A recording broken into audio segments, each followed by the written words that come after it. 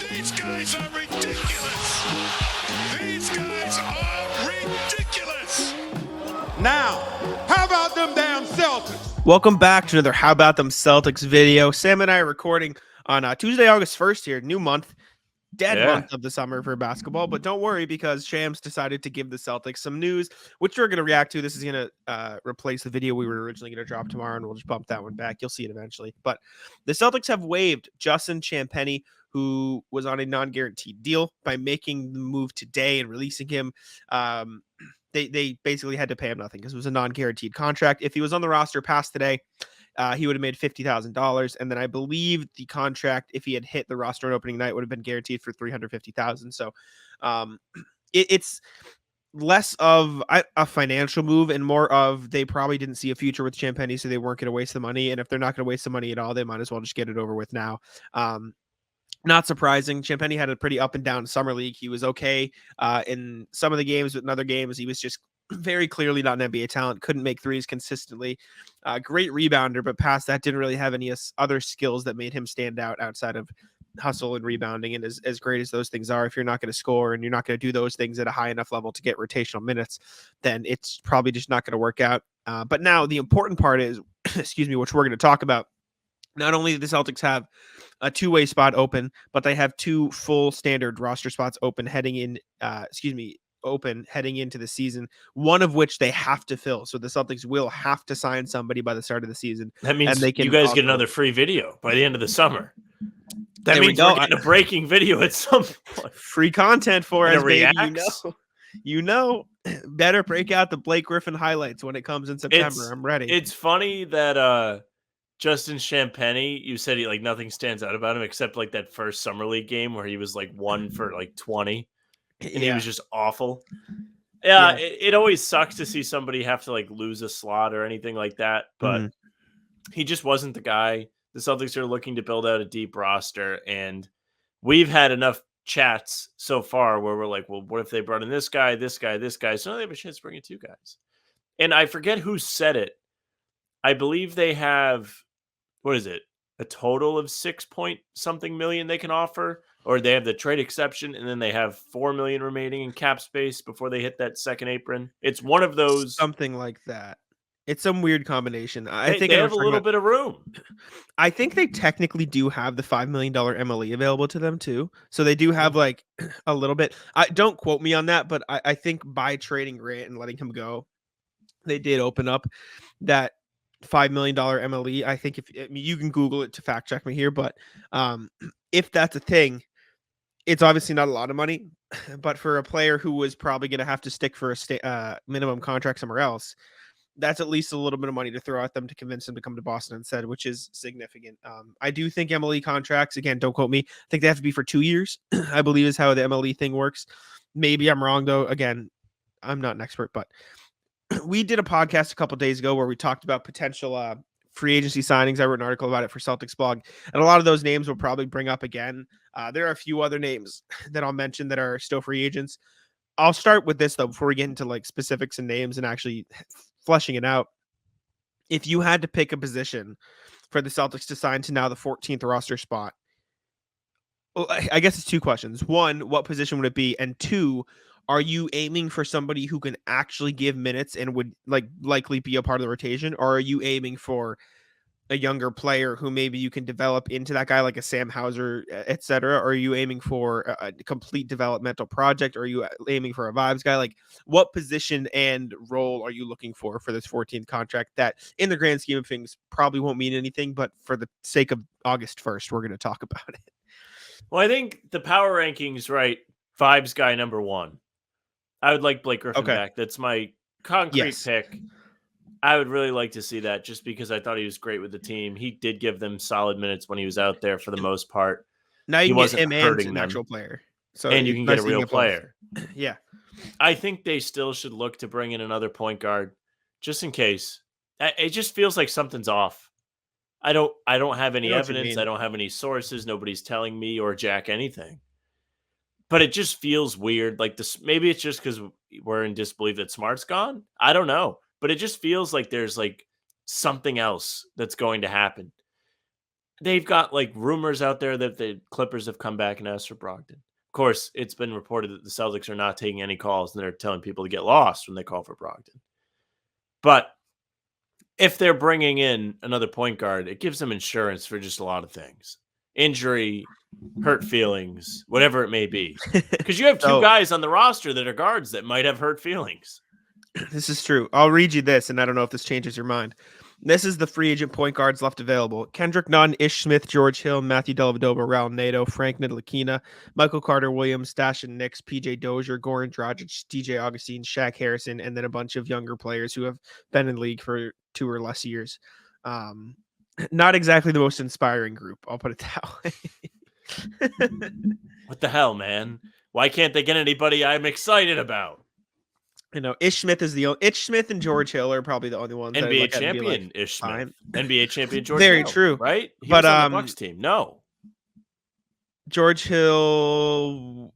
I don't know. Was George Hill on the Bucks team that won the title? Ooh, time to I think go he on was gone. Basketball Reference. I think I'm wrong. I think he was gone for that year. Let me look though.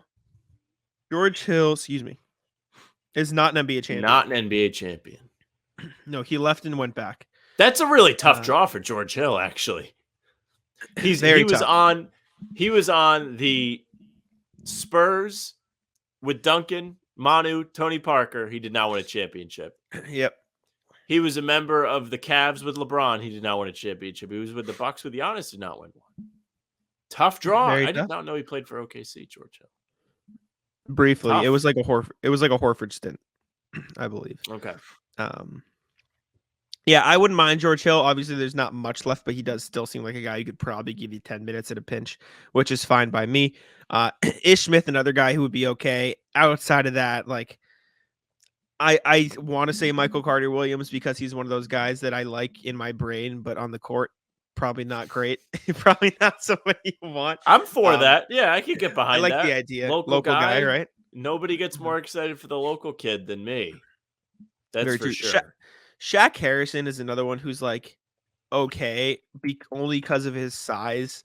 I think it's a dream. He's 6'4", so he's bigger body, 6'4", 190. And he only played in 5 games this past season for Portland. In those games, he averaged 9 points, 4.5 rebounds, 6 assists, shot 42 and 30.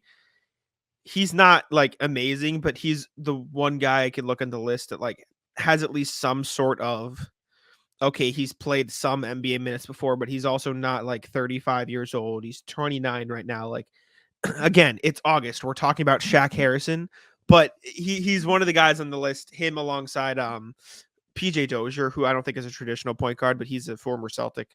Former Celtic like, PJ Dozier. Those are fine. I wouldn't hate either of those two guys. It's obviously not ideal. Frank Ntilikina is a guy we mentioned the other day too. I don't hate the idea. He's shown some signs of an improved 3-point shot in the past. And he can defend, and that's the biggest thing. If you can't shoot, at least be able to defend, and if he can do that, that's fine. But there's nobody really at the point guard position that screams out to me as a great candidate, unfortunately, because I do agree you could probably bring in somebody else, but I think that's probably why this is the time of year where there is nobody. Yeah, well, I mean, you say that. Looking at the shooting guard position here, Will Barton, Hammy Diallo, Romeo Langford, Terrence Davis, Austin Rivers. Austin Rivers is another guy who could probably play point that I don't hate. A guy they've shown interest in. That's probably the betting favorite right now. If you had to put odds on it, like he'd probably be up there. If I had to pick a betting favorite, I'd probably put Austin Reeves up there. I would pick some guy you've never heard of. Yeah. Possible. Theo Pinson. Thoughts? Theo Pinson in a Celtics uniform. Vibes? You want to talk vibes? Him and Blake Griffin. Yeah. You want to talk vibes? You know, bring Malik Fitz back. Why not? Bring him back.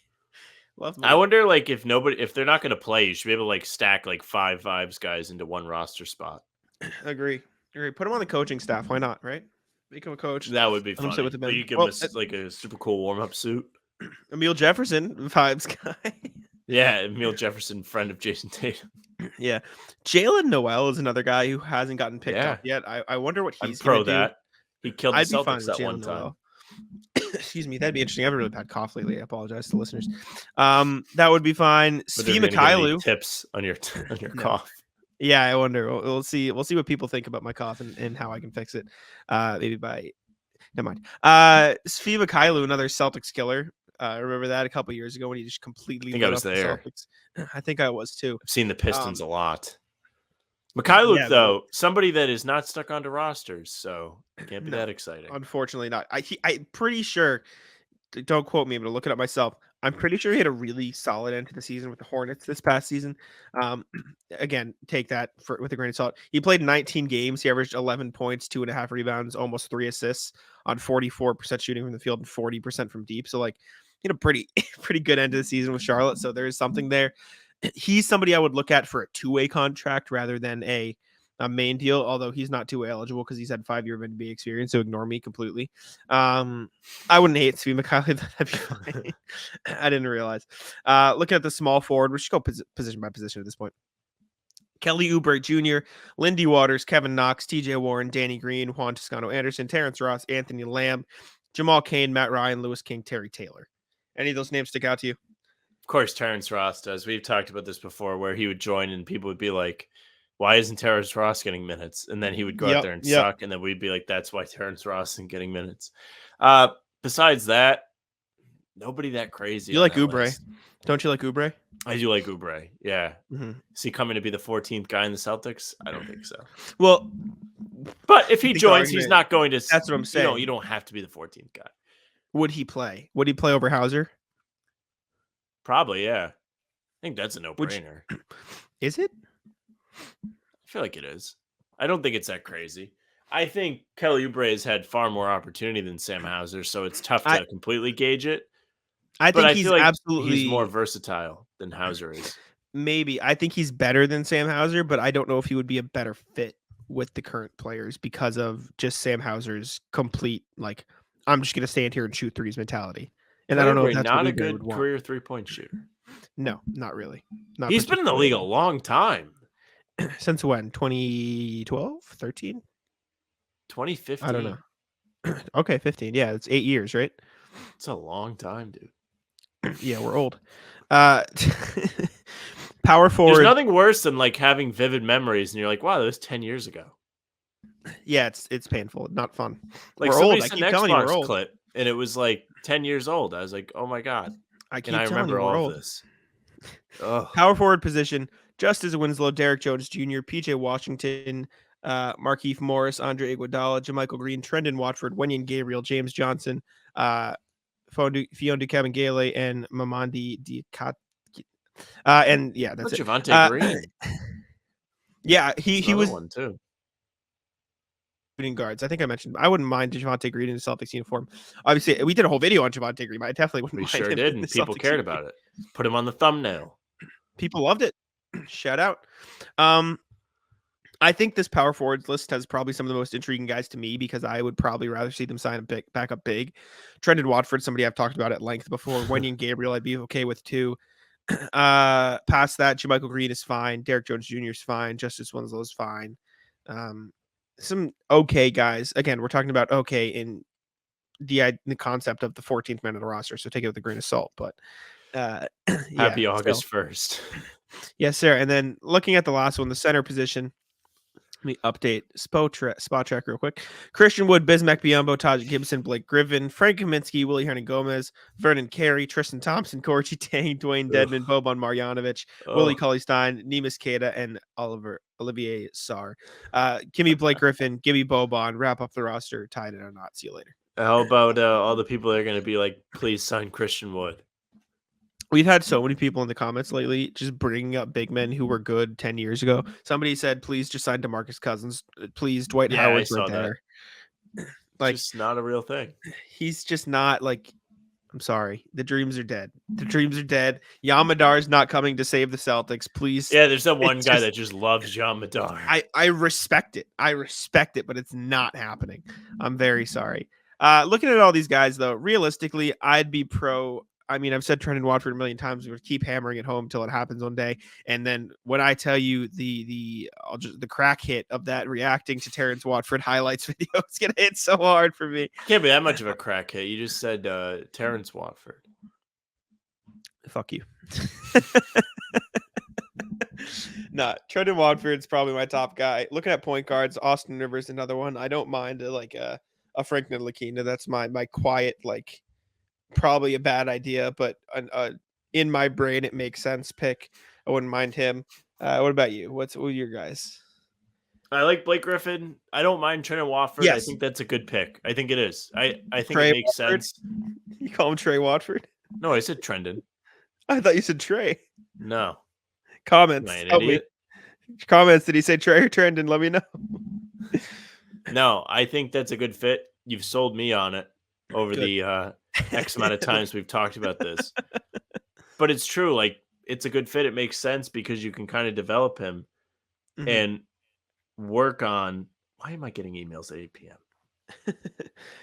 Your big thing is him stepping into the Grant / Al Horford, Yes. old Al Horford role. Yeah, which makes sense. I'm pro that. Which I like.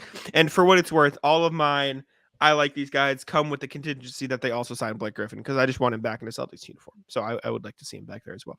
Also, we didn't do a video on it. Udoka Azubuike signed with the Suns. He's gone. So Yes. there's that. But I think that wraps it up for us. Any other thoughts you have quickly? Nope. See you Well, tomorrow. Thank you for watching. How about them Watch us Celtics? talk about nothing. Yeah, please. Thank you for watching How About Them Celtics. Make sure to subscribe, leave 5 stars on Apple and Spotify. Leave us a comment on YouTube. That's my favorite part, and I'll let Sam take us out. Hey, thank you very much for watching. Make sure you subscribe to the YouTube. Join over 1,100 others. Hit the notification bell so you don't miss any breaking uploads. I guess this technically isn't one because we're just doing it in the morning. But don't miss any pods either. We're putting stuff up every single day this summer to keep you guys busy as you wait for basketball season to come back. You can follow us on Spotify and Apple as well, so you get all the full-length pods if you don't want to watch them on YouTube or you don't have YouTube Premium, whatever it may be. You can follow the socials at How About Them C's, Twitter, Instagram, TikTok. Facebook is just the name of the pod. You can follow Jack on Twitter at Jack's Money NBA. You can follow me on Twitter, Sam LaFrance NBA. That's it for us. Bye. Tic-tac-toe.